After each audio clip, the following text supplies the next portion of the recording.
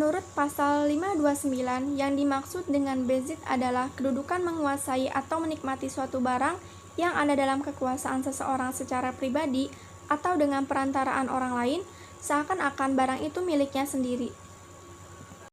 Menurut Profesor Subekti SH, dalam halaman 63-nya yang berjudul Pokok-pokok Hukum Perdata, yang dimaksud dengan bezit adalah suatu keadaan lahir di mana seseorang menguasai suatu benda seolah-olah punyanya sendiri yang oleh hukum dilindungi, dengan tidak mempersoalkan hak milik atas benda itu sebaiknya ada pada siapa. Berdasarkan apa yang disampaikan tadi, dapat diartikan bahwa beziter adalah orang yang berkuasa atas suatu benda tanpa memperhatikan apakah ia menguasai benda tersebut sesuai atau tidak dengan keadaan yuridisnya. Ini dikarenakan bahwasannya beziter adalah pihak yang secara nyata atau lahiriah nampak sebagai orang yang menguasai benda tersebut. Untuk itu dapat dikatakan beziter dari jam tangan tersebut adalah Betty.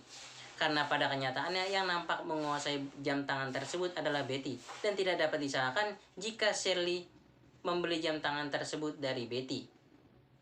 Dalam hal ini, Sheryl dapat dikatakan sebagai beziter jujur atau beretikat baik. Hal ini dikarenakan Sheryl membeli barang tersebut yang berupa jam tangan melalui Betty tanpa mengetahui barang tersebut milik Anis.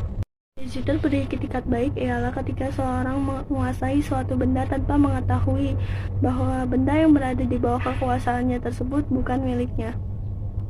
Gugatan Anis terhadap Shirley akan digugurkan oleh hakim karena hakim akan melihat pengorbanan yang dilakukan Shirley selaku pihak yang mengeluarkan uangnya untuk memperoleh arloji tersebut, yaitu dengan melaksanakan prestasinya sebagai pembeli atau yang melakukan pembayaran.